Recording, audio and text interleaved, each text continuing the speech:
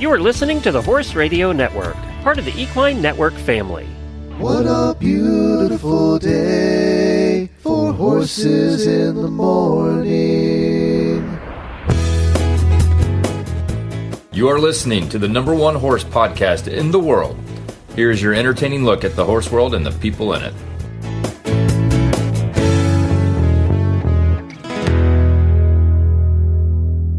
I'm Dr. Allison Marshall. And I'm Dr. John Langlois.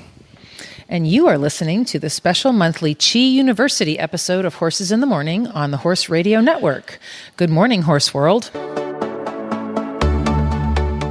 Welcome to our once-a-month look at traditional Chinese veterinary medicine with the Chi University.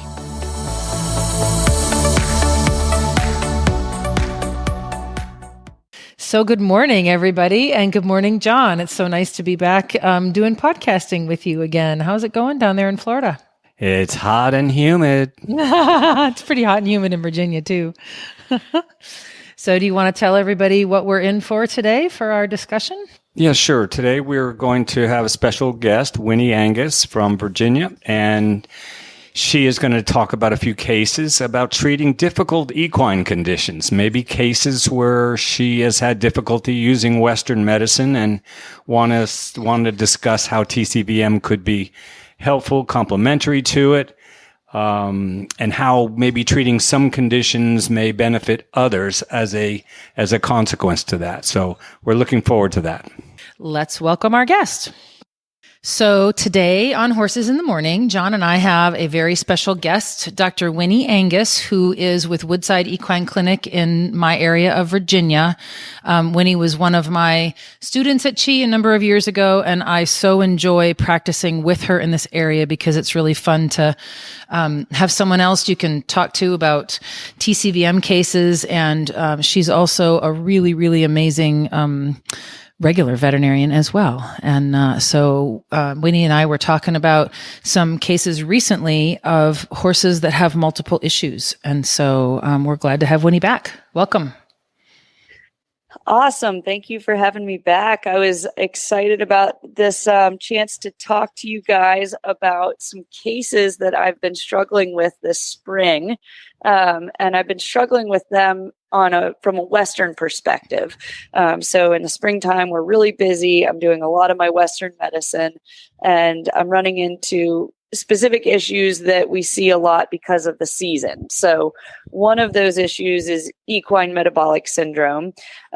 We see horses coming out of winter looking pretty good, and then they go out on pasture and they get big old fat pads, they become obese, and specific breeds have a predisposition to this, like ponies, warm bloods, Tennessee Walkers, Arabians, and equine metabolic syndrome puts those horses at risk for laminitis.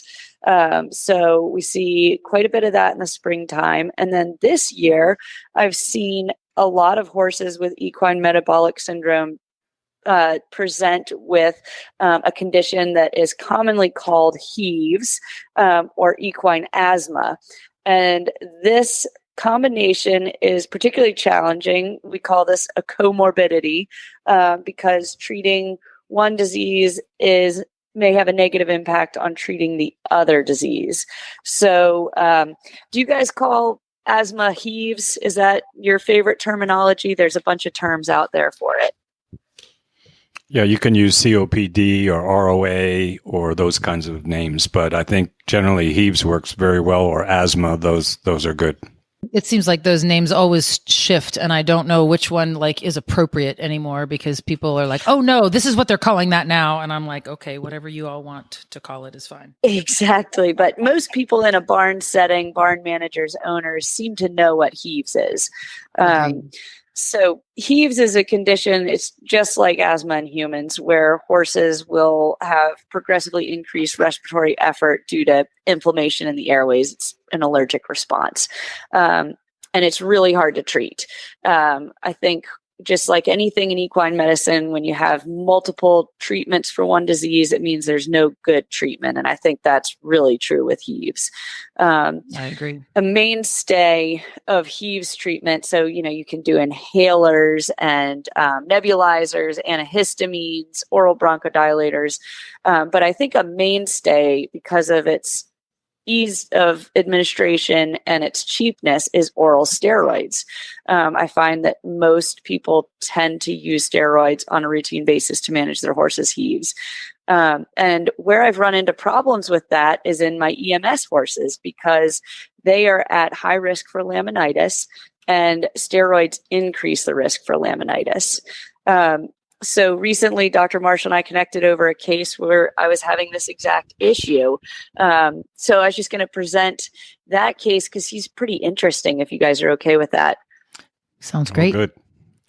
Yeah, so this is an 18-year-old Tennessee walking horse, gelding, and he has EMS. We know this because we've been monitoring his insulin levels, and no matter how perfect we are in managing this horse, his insulin levels tend to stay right around 100, which is not normal. We like to see them below 30 and even ideally below 20 in most horses. And this guy, no matter how good we are, he stays right there. But because he's so carefully managed, he has not had an issue with laminitis yet.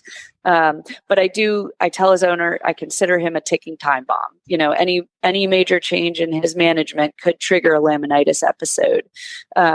So, you know, if he were to go out of regular work, that's preventative for laminitis and helps manage EMS horses. Regular exercise. So they say 5 days a week of 20 minutes at least of trotting is good. So this horse is in regular work, and that can help manage EMS. But anything like going out of work, going on stall rest, any change in diet, all of those things could trigger an episode of laminitis. So he is one where I would not take on the risk of a medication that could also trigger laminitis, which really limits my ability to manage him as his heaves get more and more severe. So I was curious if you guys have had any luck with horses like him, and what sort of response you've gotten with acupuncture. I've had many cases of horses that have EMS, and some of them have, you know, of course, it always depends on the acuteness or chronicity of the disease.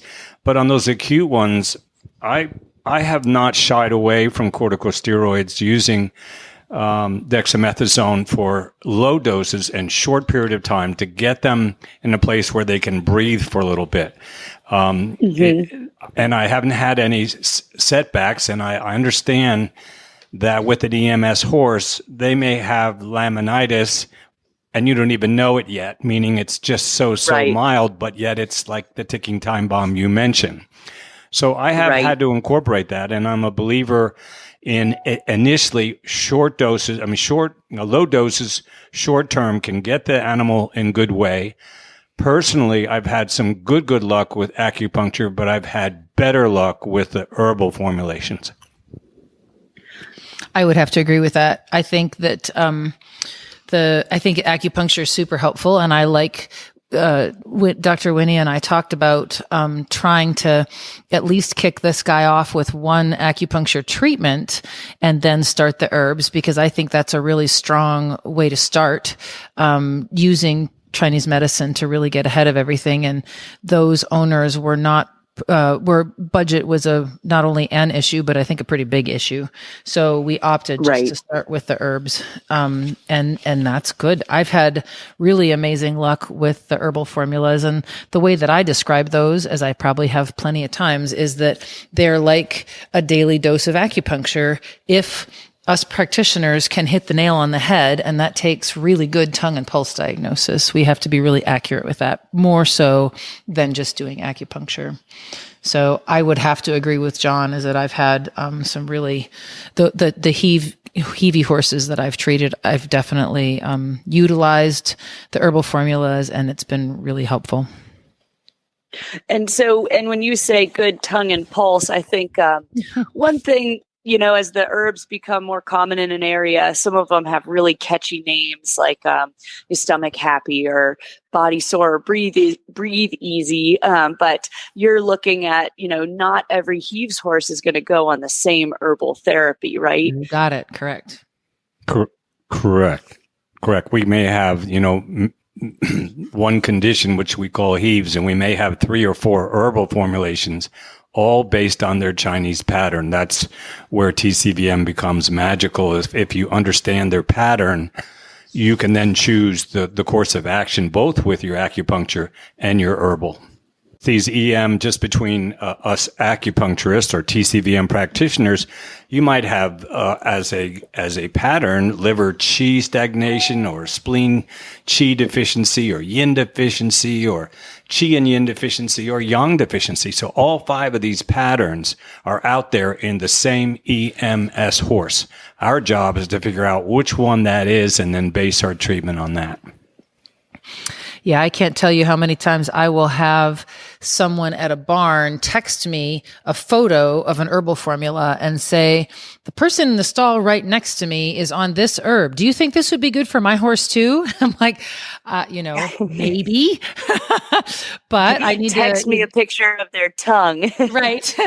That's exactly right. Which, with telemedicine, isn't it cool that we do have that option? And that's, that can certainly give us a great baseline to start from. But for the most part, I like to get my hands on the horse. I like to feel the hair coat. I like to, certainly feel the temperature of the horse. And it's so fun with Chinese medicine because the nuances of what a client, an owner will give you all this history. And they're like, I noticed this and I noticed this and I noticed that. And those things all have a place in Chinese medicine. And I often will have people say, thank you for listening to me, and I always say, well, it's a different medicine. Western medicine doesn't know what to do with a lot of that information, and Chinese medicine can plug in some of that information. So it's all really important. And it's really fun to have a more nuanced diagnostic process such that we can be more specific about our treatments. It isn't just steroids. It isn't just, inhalers or whatever. It's actually different herbal formulas for an 8-year-old horse versus an 18-year-old horse. So it's just a blast for me. If you look a little bit in the human literature for EMS, many of the studies, they're not done on acupuncture per se. They're done on what herbals work the best. So I think that the human acupuncturist or TCM practitioner also recognizes the value of these. And another question for you, Wynnie, is, and we've talked about this before, about testing these animals. And we had mentioned or talked a little bit about Dr. Todd about does he recommend testing or not? And because those test results are controversial, you may have, some horses with significant symptoms and their tests are normal. And you may have horses that have very few symptoms and they have pretty heavy times. There's a seasonal involvement. So his answer to that was, yes, I'll take all the information I can get and process that, but also recognize that they're not all telltale and not all going to be the same. Right. I think I look at it on my end as assessing risk in horses because there's some management practices that are really inconvenient. Even just sometimes saying, should we put a muzzle on this horse is hard for some owners because they really love their horses and it feels mean. But you say, gosh, let's look at that number. I think there's enough risk here that we should do that. But a lot of it is coming down to body condition scoring too. I mean, the numbers aren't the important thing as much as the horse's body condition and presence of regional adiposity and things like that. That means fat pads, everybody. Yes, fat pads. Regional adiposity. I love big words. Yes. I forget all these big words, being all by myself in my truck and nobody in practice with, and I lose all my Western medicine. Right. Well, and it's interesting Fabulous. Because sometimes your highest risk horses, you can see their ribs, but then they have a giant fat pad on their neck, the crest, the shoulder, over their back, over their rump. And those horses are sometimes the hardest ones to manage, but you can see their ribs. So you got to look at how the fat is present on the horse. Right. And then there's the opposite in the sense that the horse is obese or heavyweight with the same fat pad. So it can be a thin horse or a very heavy horse. Right. For sure. Exactly. So there's definitely numbers. And then what you see in front of you is definitely the most important part of it.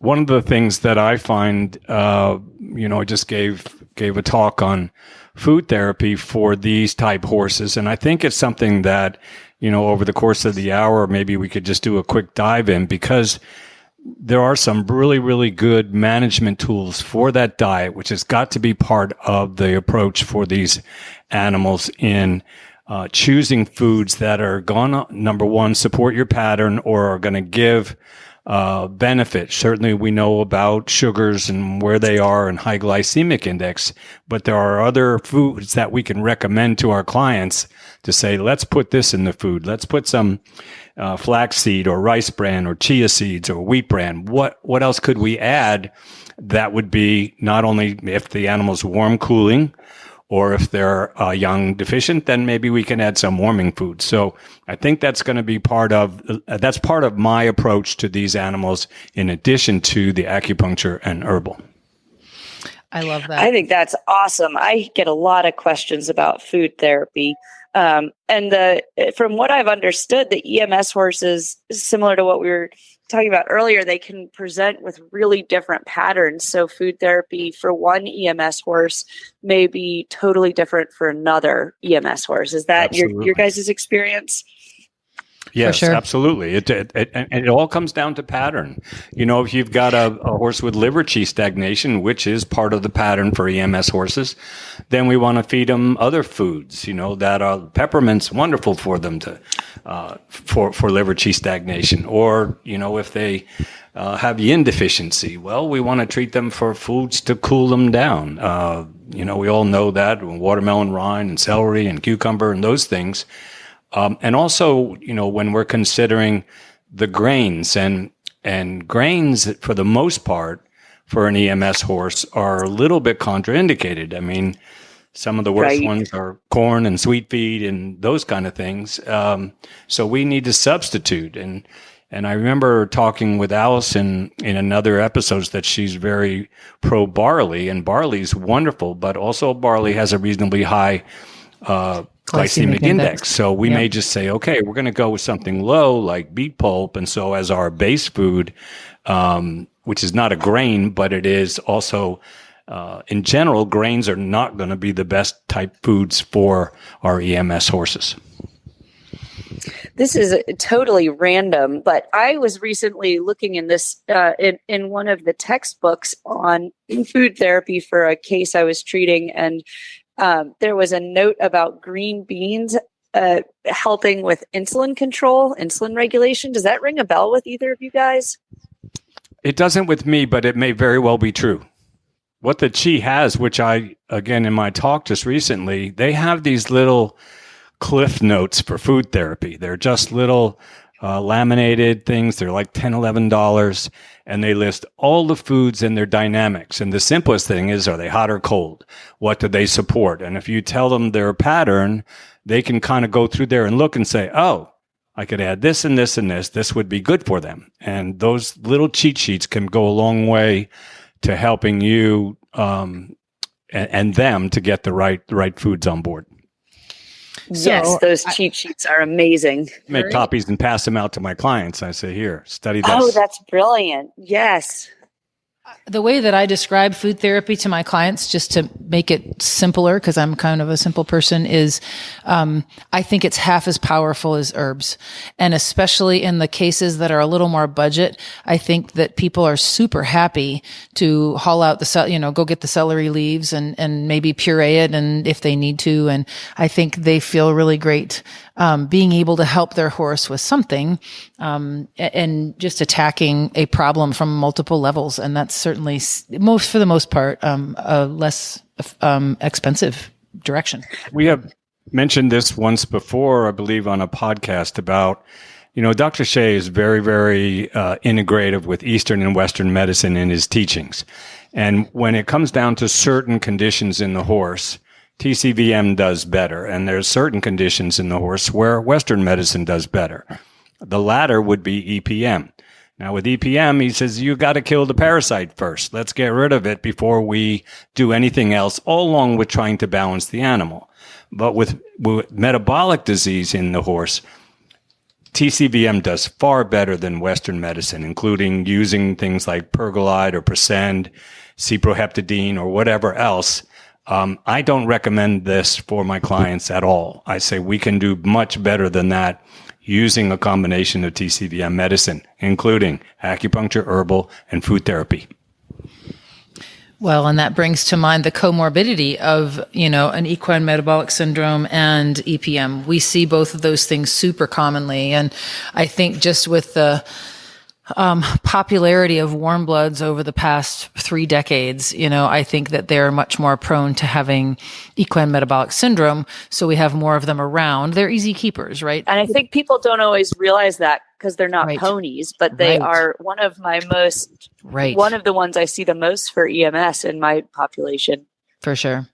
Somebody said to me once, which I thought was cute, but they were originally a draft thoroughbred combination because they were meant to be a lighter, fancier carriage horse than a draft horse. Well, your average draft horse was meant to work all day and support a family of 10 on a handful of grain. and then we turn then we turn these half draft crosses out into the chocolate factory of a beautiful pasture, and we're so proud of our pastures, but they are just not meant to A, tolerate a lot of food very well, or B, tolerate hot weather very well. They just, I think all of that rolls in together of having metabolic issues, in general and all that. Horses in general are fire animals, and they tend to be hot, and they don't tolerate, things that are going to add to that heat, and then they don't tolerate sugar well. So we mostly are doing cooling foods, and all of the hays for the most part are cooling. So they're acceptable, and grass is very cooling for the animal, just that we have to maybe make some management decisions that, the more sun that grass is getting, the more sugar they're going to produce. So if we kind of make time to say, let's get our horse out early in the morning before the sun hits it heavily and let them do their grazing, so on and so forth, and then change that environment in. And I heard your comment earlier about muzzles, and, whenever you mention it, you get this cringing look from the owner, but yet in some circumstances, they're just necessary. And so many horses are just foxy at ripping them off, and that presents its own challenge. That's the hard part. Right. I'd so much rather see a horse go out and get the exercise of being outside in a herd. I think that's good for them too, but then you can limit their intake in a healthy way. Totally agree. Yeah, I think exercise is part and parcel to their success for this treatment. They've got to move. For sure. Absolutely. And so really, if we're talking about the comorbidities of having, suspecting or having EPM, I definitely reach for or refer for the Western medicine treatments on top of that. But I think that acupuncture is awesome as far as supporting nervous system healing. So you can do that concurrently during EPM treatment, but it can also help the metabolic syndrome while you're doing that. It's just, acupuncture just tends to balance the entire body. I don't know if you guys have this experience too, but, herbals are very specific. So when we, get an herbal formula for heaves, it is very specific for heaves. But when you put a needle in the body can do whatever it wants with that. And so that's one of the reasons I believe that, being really good at tongue and pulse diagnosis is absolutely imperative for good herbal prescriptions, so that you're dancing with that, because there's a much more specific energy behind the herbal formulas. And that's one of the things I remember Dr. Shea saying to us when we were baby acupuncturists is just get out there and needle. You're going to do some good. Doesn't matter where you put the needle. And I definitely find, that a lot of horses get better. Even if you're treating one thing, they just feel better in a lot of different ways. Well, we get a lot of cases at the Chi that come in and spend the day with us when we're in labs. And, we get to know these animals pretty well because they tend to want to come back because they see the results and they enjoy the whole learning atmosphere. But so many times I've seen cases like we're going ahead and treating EMS, and they come back a few treatments later and say, she's blossoming. She got some dapples.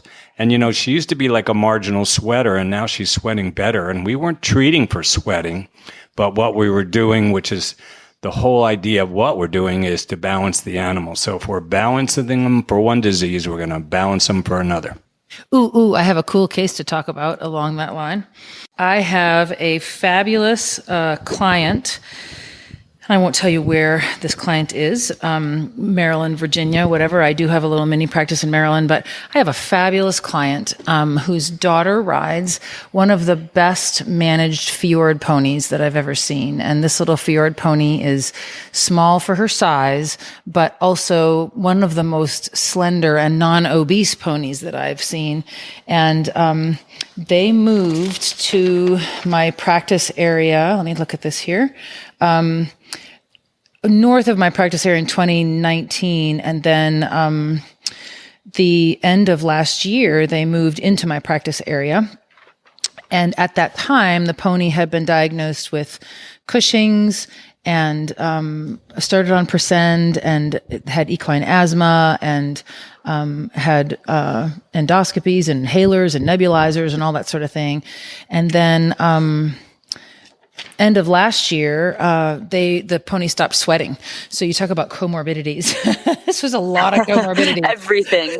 Just about the whole garbage can. And again, I want to stress that this is a very well managed pony, but Norway is cold, not hot like my practice area. So anyway, the beginning of this year, the very beginning of this year, she was turned out on a muzzle. Last year she was on a dry lot. We started monthly treatment of acupuncture for her non-sweating. So the cool thing is when I'm asked to treat a case like that, like I go out and I look at her, and there's a beautiful cookbook for anhidrosis points.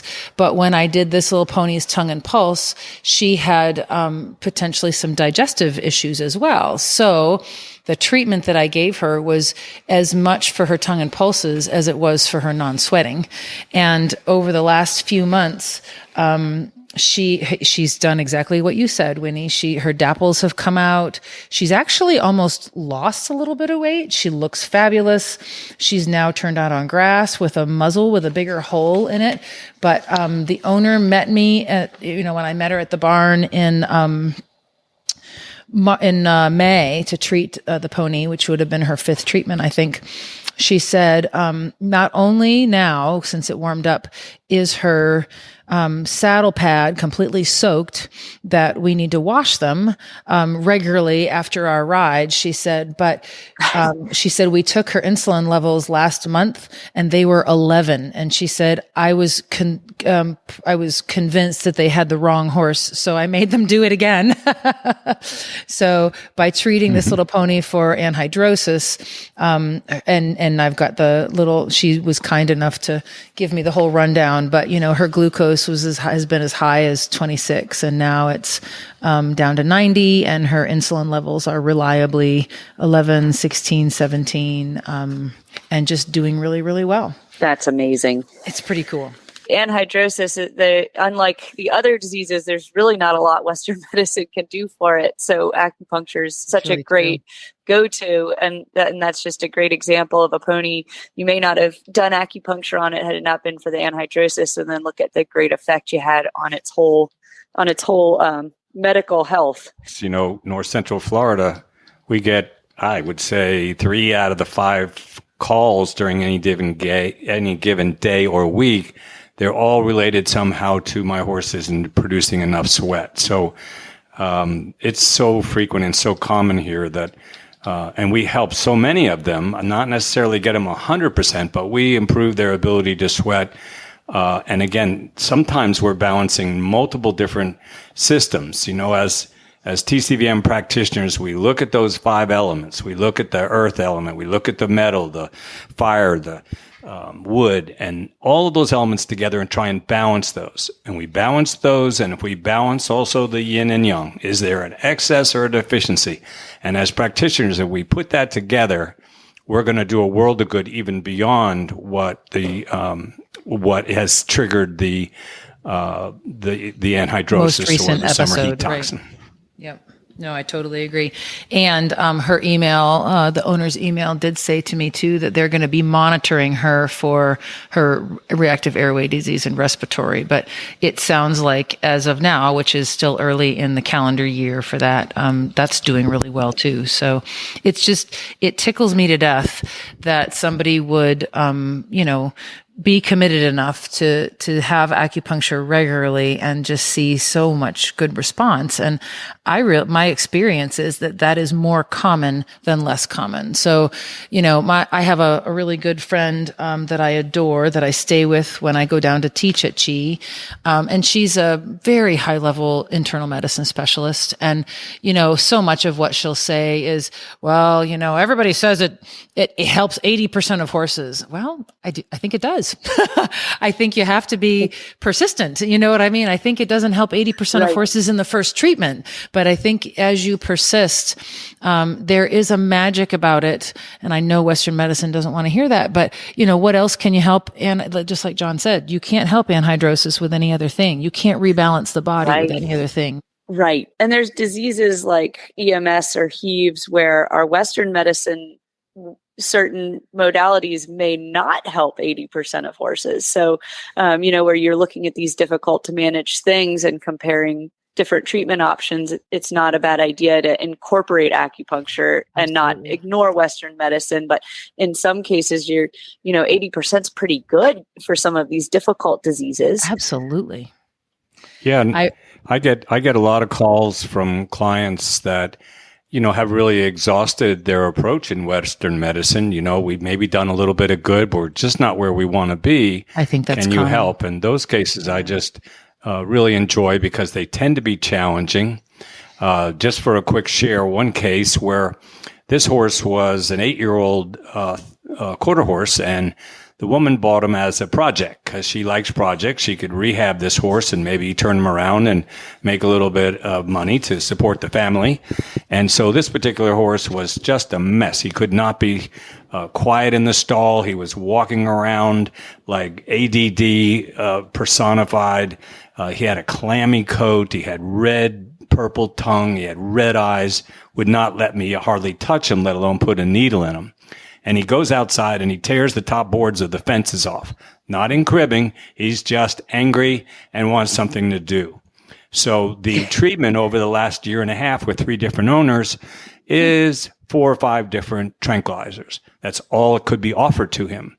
So we saw him and came up with the right diagnosis, which was actually phlegm, fire, misting the mind. And that means to me that he's got too much heat coming up and we have to balance this animal. So between the second and third treatment, he quit tearing the boards off the fence.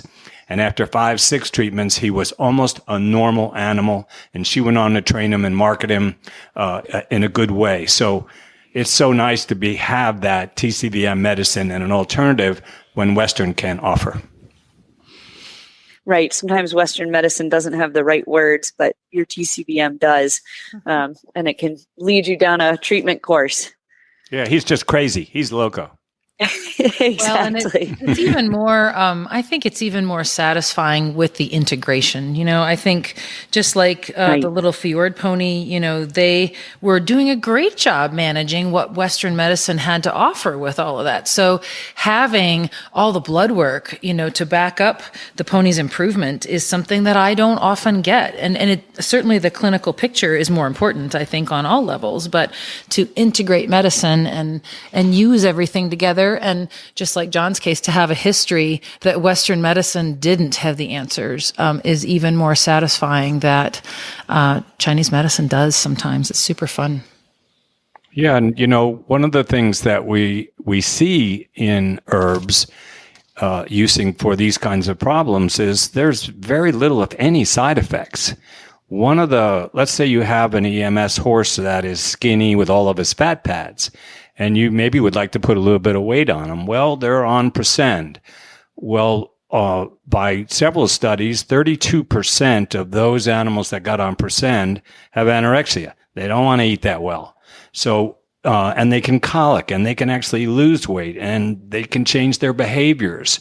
These are all been reported side effects of the Western medicines for EMS. So one of the things I feel confident in is I'm not going to have a problem if I select the right herb. They're not going to call me up and say, he's doing something really weird, or we got this really strange side effect. I just don't see it.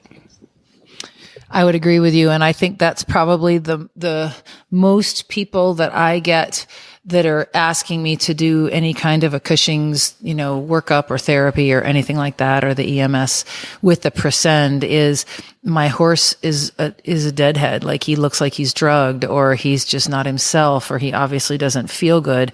It's just not an option to manage them. So it's really fun to come in with a Chinese herbal that is really successful and brings the blood work back down to normal in many cases. I don't know if you've had, since I don't do blood work in my regular practice, I sort of rely on what the normal management recommendations would be from the Western vets. But I had a client call me and say, my 13-year-old mare has been diagnosed with renal failure.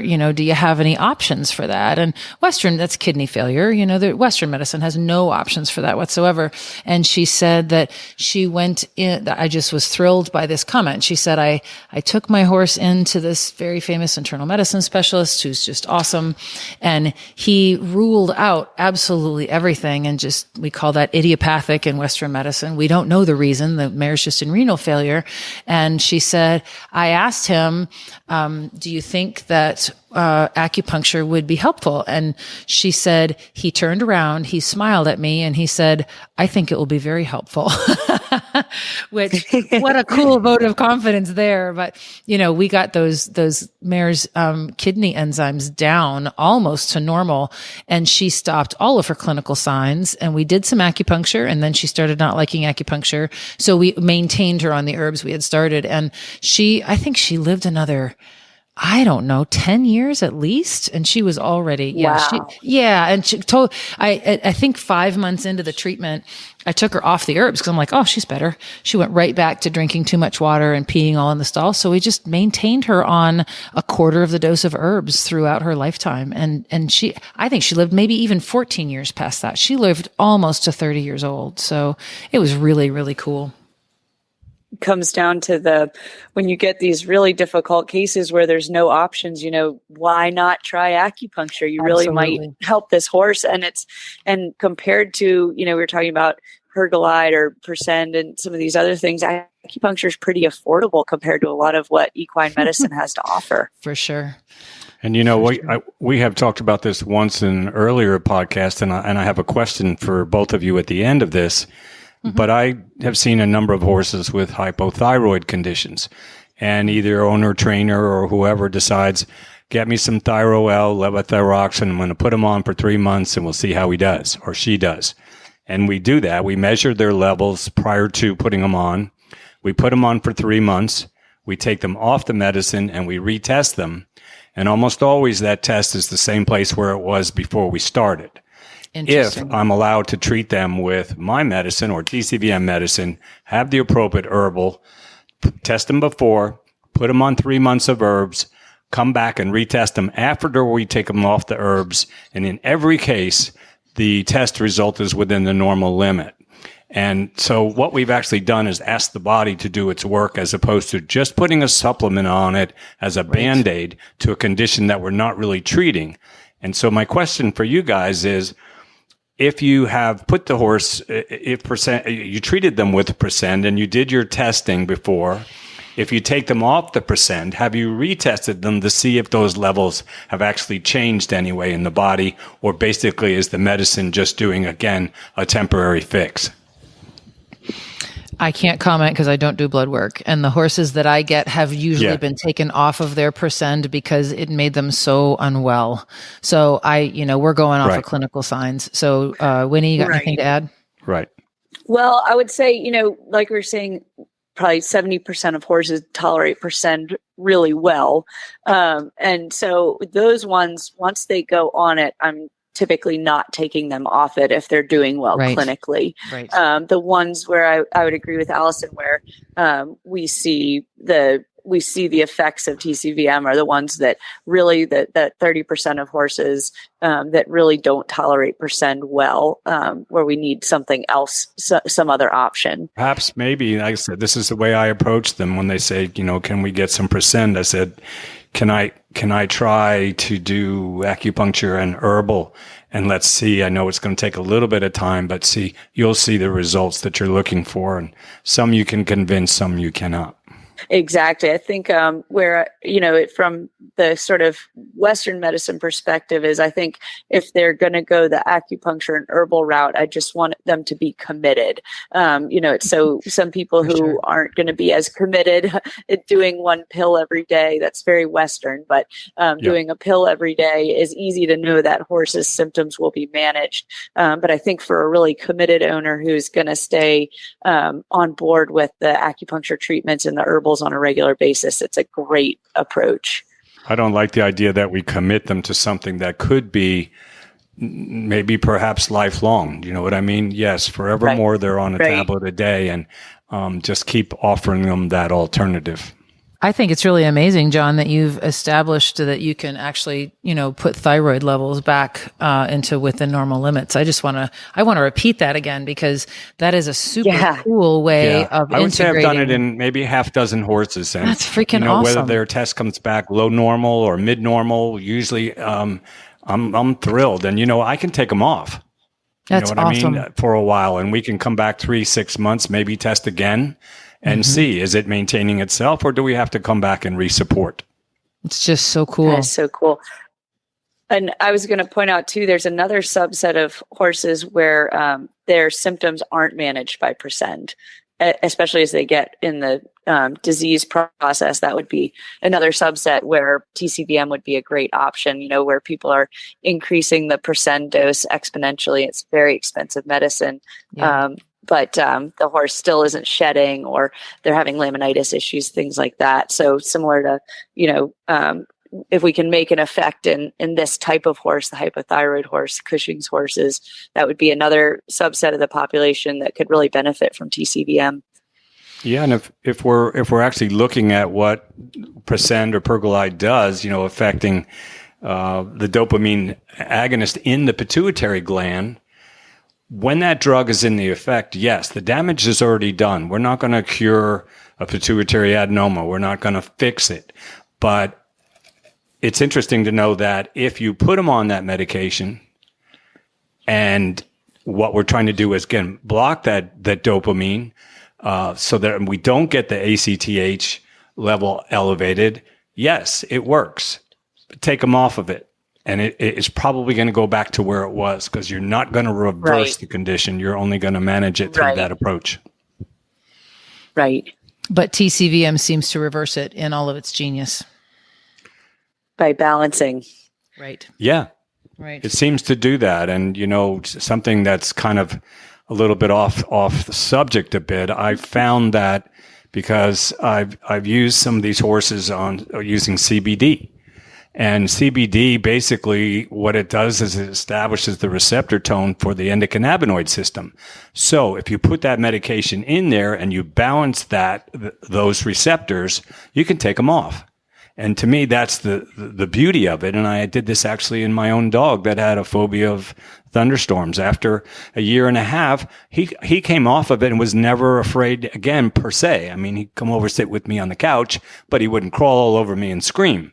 So same thing here is that if we balance those receptors and get everything right, the body can do a tremendous amount on its own. The more I do this, but the more that I live, I see that the potential for making the body stronger is so huge, and it's worth a focus, All right. Well, Wynnie, it's awesome to have you on again. I look forward to you taking me driving sometime soon in between all your babies and all your work and everything. I'm excited about that. Yes. Thank you guys for having me today. And I loved learning from you guys. So thank you for doing what you do. This is awesome. Yeah, it's been a delight. And I thank you for your time. It's always good to, kick it around and learn how other people do and put that into the repertoire. What a fabulous conversation with Dr. Angus. She is admittedly one of my favorite people, and it's just awesome that she does both Western medicine and TCVM. So I get to chat with her on a little more regular basis than other folks in my area. Dr. Wynnie Angus is with Woodside Equine Clinic in Ashland, Virginia. So if anybody's in our practice area and wants to use her as a practitioner, I could not recommend her highly enough. So on that note, John, do you want to talk about stuff that's going on at Chi University? Yes, be happy to. So ongoing classes and so forth all the time. Some of the classes that are coming up are advanced acupuncture and also the IVMI or integrated veterinary medicine class as well. But particularly in September 19th through 20th, actually through the 22nd of September, we have our 26th annual international conference on TCVM. And some of the topics are oncology, palliative care, geriatrics, rehabilitation, and sports medicine. And just as a note, I do a little workshop, which is over 2 days, about 8 hours, on how we can use our AccuScan method to diagnose lameness in the horse. So if any of the listeners out there have practitioners that have an interest in it, that one may be particularly interested for even conventional veterinarians. And I'm actually going to present that at the AAP next year to help support the idea that we can also offer these techniques for a non-trained TCVM practitioner to take benefit and help them with their lameness diagnosis. So I encourage anyone and everyone that can listen in as a practitioner, join the symposium, and I know that you would get a lot out of it. Yep, and I'm going to be doing a workshop one of the afternoons too on just working up a sport horse from my perspective, and I'm actually going to be using chiropractic and Twina and AccuScan and everything, and just kind of going over how to use some of these other fun modalities and use our hands for a deeper physical exam, and what I've learned by doing a lot of chiropractic, by pretty much how different patterns of chiropractic lend themselves to different limb lamenesses, and how you can tell how a horse is using itself based on the chiropractic. So it'll be a great symposium for sure. Our quote for the day, as we wrap it up, is from Marilyn Monroe. Life is too short to wake up with regrets. So love the people who treat you right. Forget the ones who don't. Believe everything happens for a reason. If you get a second chance, grab it with both hands. If it changes your life, let it. No one said life would be easy. They just promised it would be worth it.